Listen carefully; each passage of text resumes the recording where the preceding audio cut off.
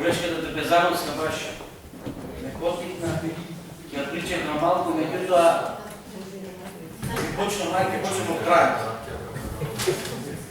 Значи, завршите сметки на јавните предпријатија, дали на јавно или на трговско друштво, е огледалото на работењето или на неработењето на тоа друштво. Ние денес, за ова што дискутираме за завршните сметки на училиштата во Битола. Во 70% случаи огледалата ни се искажени. Значи не е огледала, туку на актерната страна останала. Токму заради тоа се нашите дискусии. Заедничи да најдеме некое решение кое што во иднина нема да ни се случува ова што денес го читаме овде од завршните сметки. Значи проблемот е настанат е проблем. Проблемот постои. Блокирани се жиросметките, училиштата не функционираат како што треба. Тука е цела путната дискусија како да излеземе од оваа криза. Колегите од оваа страна цело време не убедуваат дека се функционира. И како функционира кога не функционира. Значи не може белото да биде црно, не може. Тука треба да се помириме со фактот. Имаше колеги кои што споменаа како ние никого не пофалихме. Јас повеќе од вас беа на комисија. Зошто во тие училишта каде што не се блокирани сметките, каде што навистина се работи како што треба, ние немавме огромен број на прашање, преизло до 2 прашања до директори. Сакате да споменам? Ќе споменам Кузман Шапкарев, ќе споменам Економското училиште, ќе споменам од основните училишта, Спит Наумов, Кирил Методи.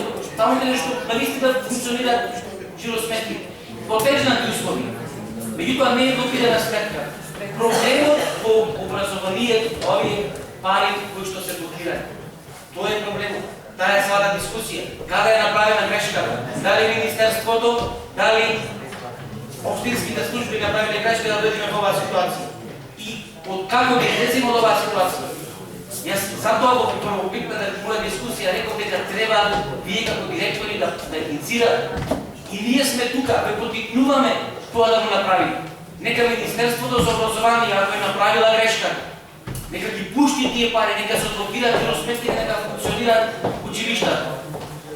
А не Министерството, значи, бидејќи се работи за буџет на Република Македонија. Еден мој колега спомена тука дека колку пари кошта оној мостот овде што го направивме на Тргово. Колку пари кошта Скопје 2014. Зошто никој не од ние сме битолчени, и вие колеги, и ние од тука и директорите, да не си бил заеднички да договараме да пуштат парите и Министерството за образование, ако е таму проблемот. Тоа е сада дискусија. Мислам да постојата колешка во одговори, сега не чекам вас. Слушајте ме како фалите дека се течимети влек.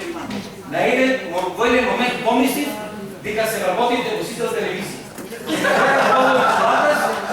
Вие глади ми одговори нуледи. Почитуваме колешки. Не е прв пат да фалите дека се течи мети влек во оваа држава. Не е така. Дома, ако правите лучек, самата ќе си ставите критика леле, заборави да ставам тоа. Овде верите дека ние работиме без спекулу, се одлично. Менавме дограма во училишта, купивме клуби во училишта, столици, пустери. Чекай, што треба да правиме? Да ги оставите како што бега, како што велеше бите там колега, дека тој учел, немало да одите на хартија.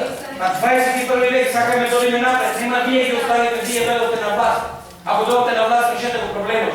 Не да кажете дека сте купиле 5 прозорци, така? И готово го решите проблемот. Не е решен проблемот. Еве ги сте завршили сметки на училишта и казвате дека не е решен проблемот. Значи не треба сега да фали тоа што не чини. И тоа го повторам, сите заеднички излеземе од оваа ситуација. Во интерес на сите нации, ние живееме во Битола, не живееме ниту во Прилеп, ниту во Скопје, ниту во Кавадарец.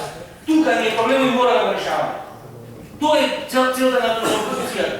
Јас не знам зошто, што браните, кој проект го браните, тоа што не ќе да го критикаваме. Ево тоа што беше добро го пофалите, така? И ќе го пофалите, и ќе го подржиме. А за тоа, како понатаму ќе се одиме? И што ние ќе правиме кога ќе дојдеме на власт во тоа фото?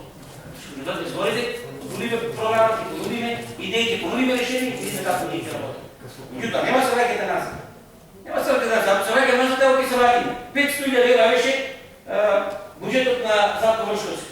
Вкупно со се донација ваму таму околу 2 милиони. 25-27 буџет направивме годинава. Сама година 20 милиони евро бюджет преди општина Битола. И треба да останеме на нивото кога беше Златко Вршковски, кој ти беше од СДС, така треба да изгледат училиштата сега, со овој бюджет во општина Битола. Или нас ни е побитно што? Да направиме Питерс, да го направиме на мостот од Еки.